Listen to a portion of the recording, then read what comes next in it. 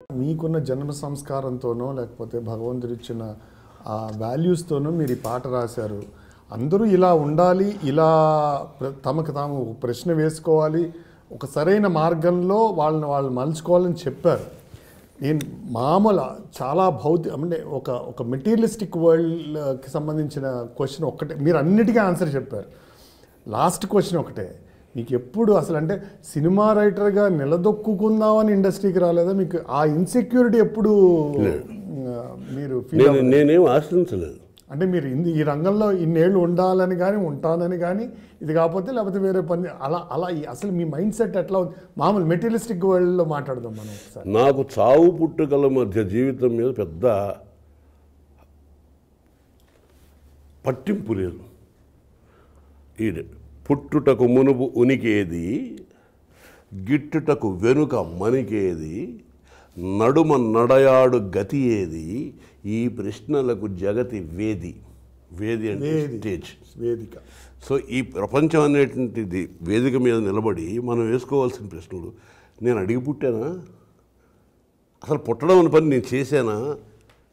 Bear అనే noun వాడుతున్నానా? Born అనే participle వాడుతున్నానా? Bore నేను పుట్టబడ్డాను, పుట్టలేదు. చావబడుతున్నాను, చావలేదు. ఈ మధ్యలో ఉన్నటువంటి పీరియడ్లో మనకు స్వేచ్ఛ ఉంది, బతకుతాను అనే స్వేచ్ఛ ఉంది.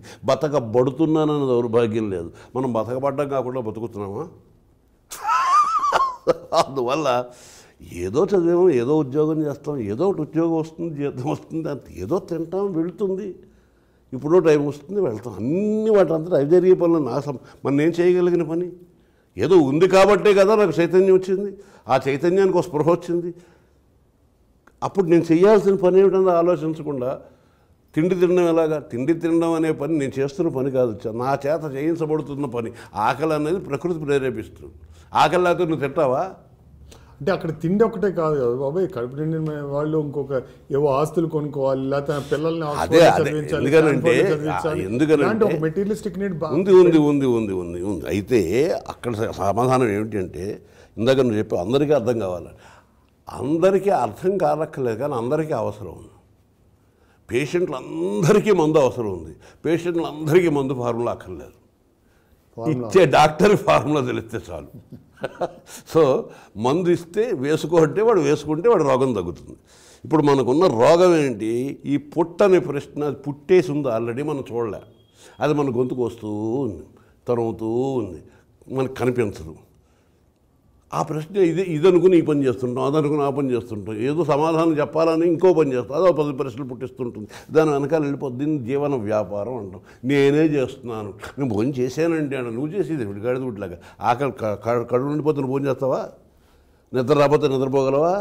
ఏది నువ్వు చేయట్లే, అని నీ చేయించబడుతున్నాయి. నువ్వు చేయగలిగే పనులు ఉన్నాయి, అవి చెయ్యి అని చెప్పవలసిన వాళ్ళు, చెప్పగలిగిన వాళ్ళు ఒక వ్యవస్థ ఉంది, ఉండాలి.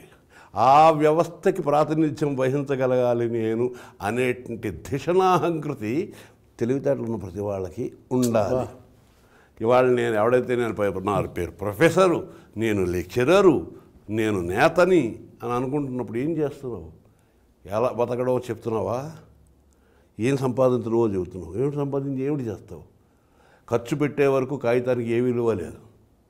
కనీసం నువ్వు సంతకం చేసుకోవడానికి, చిత్తు కాపీ రాసుకోవడానికి కూడా పనికిరాదు. నిండా రంగులు ఉంటాయి. తెల్లకాగితం కూడా కాదు, కనీసం నువ్వు ఆటోగ్రాఫీ అయినా చేయడానికి. సో ఖర్చు పెట్టి దాన్ని బాగు చేసుకోమని చెబుతున్నావు. 10 మంది నడిచేయమని చెబుతున్నావు. 10 మంది నడిచేస్తే నువ్వు ఉంటావా శాశ్వతంగా?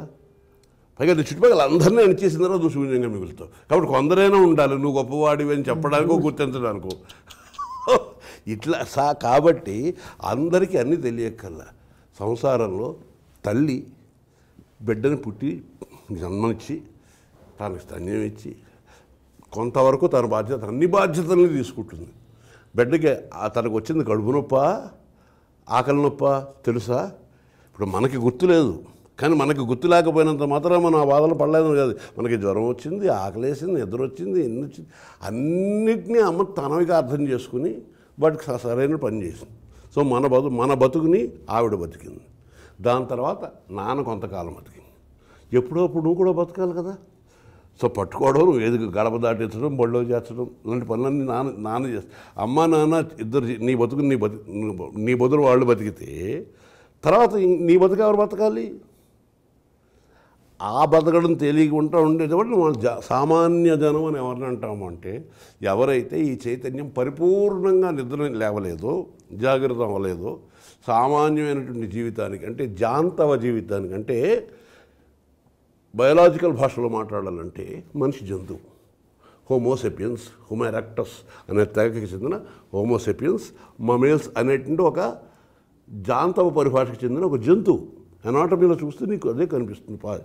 ఈ పాశవిక స్థితిలో ఉంటాడు ప్రాథమిక దశలో మనిషి. మనిషి కర్తవ్యం ఏమిటంటే ఈ పశువు స్థితి నుంచి పశుపతి స్థాయి దాకా వెళ్ళాలి. పశుపతి అంటే శివుడు, శిశువు శివుడు దాకా ఎదగాలి. దీనికి ఇన్ని స్థాయిలు ఉన్నాయి. సో ఎప్పటికప్పుడు మనిషి తన స్థాయిని గుర్తించుకుంటూ ఇంకా ఎదగడానికి ప్రయత్నం చేస్తూ, కాబట్టి ఈ ప్రయత్నం నేను చెప్పేది ఏంటంటే, చదువుకున్నాం అని క్లెయిమ్ చేస్తున్న వాళ్ళకి, మాకు చాలా తెలుసండి, పుస్తకాలు చదువుతామండి, ఇదండి ఆలోచిస్తామండి, ఏమిటి ఆలోచిస్తున్నారు? ఎప్పుడైనా ఆలోచించావా? ఇది నీ శరీరంలో ఉన్న భాగాలే నీకు తెలియవు. నీ వీపునే నువ్వు ఈ జీవితంలో ఏనాడు నువ్వు చూసుకోలేవు. అనవసరమైన అహంకారాలు దేనికిపోతావు. నీ వీపుని ఫోటో తీసి చూపిస్తే నా వీపుని చెబితే ఓహో నా వీపుని చెప్పాలి. నువ్వు అద్దంలో పెట్టి చూసుకున్నా కనిపించినటువంటి యాంగిల్స్ కొన్ని ఉంటాయి. నా శరీరంలో ఏముందో కూడా నాకు తెలియదు. నా శరీరంలో ప్రతి కణంలోనూ నిత్య విస్ఫోటనం జరుగుతుంది ప్రతి క్షణంలో. కావాలంటే నువ్వు ఎక్కువ చేయించుకు చూడు, ఆ డాక్టర్ని అడుగు, నేను వింటానండి అని వాడు అంటే ఆయన ఆన్ చేస్తాడు డాక్టర్. డబ్బు డబ్బు డబ్బు డబ్బు బుయ్ బుయ్ బుయ్ బోల్డ్ శబ్దం వస్తుంది. అరే ఇంత శబ్దం ఉందో నాలో. ఈ మామూలు ఈ ఎక్కువ రకరకాల అవి చేయించుకున్నప్పుడు అది మీరు వినపట్టలేదు. సౌండ్ ప్రూఫ్ గదిలో పెట్టేసి ఉంది ఈ చైతన్యం. ఇలాగా బతకటం గురించి నిత్యం ఆలోచించకపోతే ఏమిటవుతుంది? ఎంతకాలం నువ్వు అలా మత్తులో పడుంటావు? మత్తులో పడుంటే ఓకే, పడుంటున్నావా? మత్తులో నడిస్తే ఏమవుతుంది? మత్తులో మాట్లాడితే ఏమవుతుంది? ఇప్పుడు ప్రస్తుతం జీవితం ఎంత అల్లకల్లోలంగా ఉండడానికి ఎందుకు? నీకు వేదన, సమాధానం లేదు. ఏమిటి నీ దాహం? సమాధానం లేదు. నీకేం కావాలి? సమాధానం లేదు. ఈ పని ఎందుకు చేస్తున్నావు? సమాధానం లేదు. అసలు నువ్వెవరు? సమాధానం అసలు లేదు. సో ఈ సమాధానాలను అన్వేషించి పట్టుకోవడానికి చేసిన ప్రక్రియే సనాతన ధర్మ ఋషులు చేసిన పని. వాళ్ళు మనకి ఇచ్చిన సంపద ఉన్నది. ప్రశ్నలు వేసి వాళ్ళు సమాధానాలు చెప్పారు. ప్రశ్నోపనిషత్తు పేరుతో ఒక ఉపనిషత్తు అంటే దగ్గర కూర్చుని నేర్చుకోవాల్సిన విద్య. దగ్గర కూర్చుని అంటే వాడు ఒళ్ళోకి వెళ్ళి కూర్చుని చెమట కంపు తగిలేలా కాదు. మొత్తం అంతా మన ఉనికి కూడా పూర్తిగా మారిపోయి ఆ ప్రశ్న ఏంటి, అది నాది ఇక్కడ ఉంది, దాన్ని ఎలా దానికి సమాధానం చెప్పడం అన్నంత శ్రద్ధతో కూర్చుని ఈ జీవితాన్ని ప్రశ్నించుకోవడం కోసం మనం పుట్టాం. అలా కాకుండా చచ్చేదాకే అలాగే బతికేసేస్తాను, గాలి వెనకాల నుంచి తోస్తుంది అనుకునే వాళ్ళు ఉంటారు. అలాంటి వాళ్ళని కూడా మనుషులుగా మార్చడానికి ఒక జీవన సంవిధానాన్ని, దీని పేరు ధర్మం అంటాం, ఆ బాటలోకి నడిపించడం అనే పని కూడా ఋషులు చేశారు. సో ఈ ఆలోచనాశీలులు ఎవరైతే ఉన్నారో వాళ్ళకి వయోపరిమితి అంటూ ఏమీ లేదు. నువ్వు ఆలోచించకూడదని ఏం లేదు. 12 ఏళ్ళ పిల్లలు ఆలోచించకూడదని ఏమీ రూల్ లేదు. ఆ ఆలోచనని జాగృతం చేసే విధంగా సమస్త వ్యవస్థలు పనిచేయాలి. పనిచేస్తున్నాయా? విద్యా వ్యవస్థ పనిచేస్తుందా? కనుకనే బోర్డు చదువులు వేస్ట్. నేను చదువులు వేస్ట్ అనలా, బోర్డు చదువులు వేస్ట్ ఉన్నా. బోర్డు చదువుకి చాలా తేడా ఉంది. ఏది చదివితే నీకు చదవాల్సింది అర్థమవుతుందో, చదవంది తెలుస్తుందో. జ్ఞానం అంటే నీకు ఎంత